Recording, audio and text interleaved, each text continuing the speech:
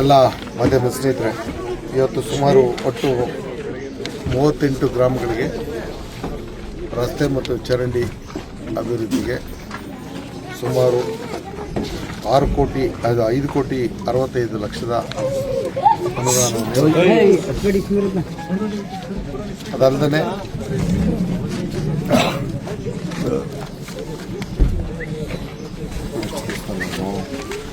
ಒಟ್ಟು 60 ಗ್ರಾಮಗಳ ವಿವಿಧ ದೇವಸ್ಥಾನಗಳಿಗೆ ಸುಮಾರು 2 ಕೋಟಿ 70 ಲಕ್ಷ ರೂಪಾಯಿನೂ ಕೂಡ ಇವತ್ತು ಬುದ್ಧಿ ಪೂಜೆ ಜೊತೆಗೆ ಅದನ್ನು ಕೂಡ ನಿರ್ವಹಿಸಿ ಅನುದಾನವನ್ನು ನೀಡಿದ್ದಾರೆ. ಒಟ್ಟು 8 ಕೋಟಿ 35 ಲಕ್ಷದ ಕಾಮಗಾರಿಗಳಿಗೆ ಇವತ್ತು ಬೆಳಗ್ಗೆಯಿಂದ ನಾನು ಶಂಕುಸ್ಥಾಪನೆಯನ್ನು ನೆರವೇರಿಸಿದ್ದೇನೆ.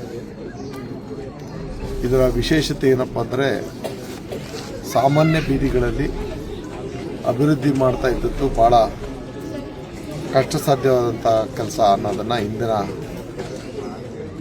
ಸಂದರ್ಭದಲ್ಲಿ ಎಲ್ಲರೂ ಮಾತಾಡ್ತಿದ್ದರು.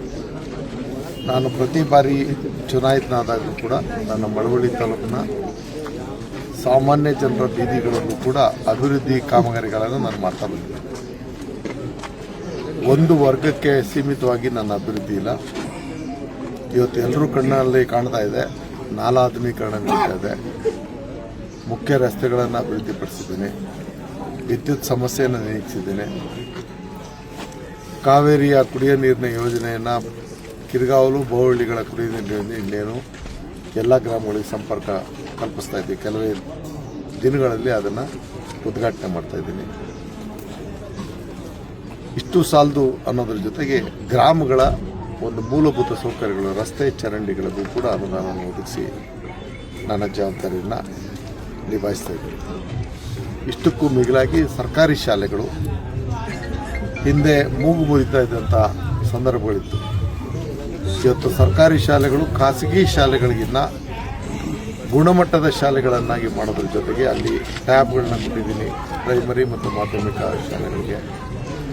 ಹಾಗೆ ಹೈಸ್ಕೂಲ್ಗೆ 100ಕ್ಕೆ 100 ಅಂದರೆ 37 ಹೈಸ್ಕೂಲ್ಗಳು ಏನು ಮಳವಳ್ಳಿ ತಾಲೂಕಿನಲ್ಲಿದೆ.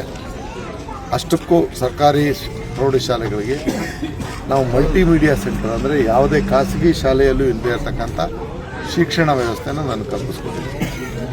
ಏನು ನಮ್ಮ ಹಳ್ಳಿಗಾಡಿನ ಮಕ್ಕಳು ಪಟ್ಟಣಕ್ಕೆ ಹೋಗಿ ಕಾಲೇಜು ವಗೇರೆಗೆ ಸೇರಿದಾಗ ಅವ್ರ ಎದುರಿಗೆ ಪೈಪೋಟಿ ಮಾಡಲಿಕ್ಕೆ ಸಾಧ್ಯ ಆಗದೇ ಇರತಕ್ಕಂಥ ದಿನಗಳಿತ್ತು.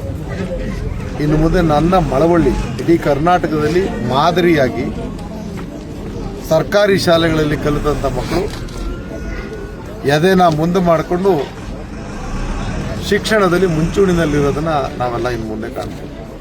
ಅಂಥ ಒಂದು ಸಾಧನೆಯನ್ನು ಕರ್ನಾಟಕದ ಯಾವೊಂದು ತಾಲೂಕಲ್ಲೂ ಇಲ್ಲದೆ ಇರೋದನ್ನು ಪ್ರಥಮ ಬಾರಿಗೆ ಸರ್ಕಾರಿ ಶಾಲೆಗಳಿಗೆ ಒಂದು ಹೊಸ ಕಾಯಕಲ್ಪವನ್ನು ಕಲ್ಪಿಸಿದೆ.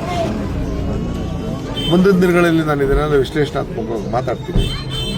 ಇವತ್ತು ಸದ್ಯಕ್ಕೆ ಈ ಅನುದಾನಗಳ ಶಂಕುಸ್ಥಾಪನೆಯನ್ನು ಇವತ್ತು ವಿವಿಧ ಗ್ರಾಮಗಳಲ್ಲಿ ನಾನು ನೆರವೇರಿಸಿದ ತಮ್ಮ ಮಾಹಿತಿ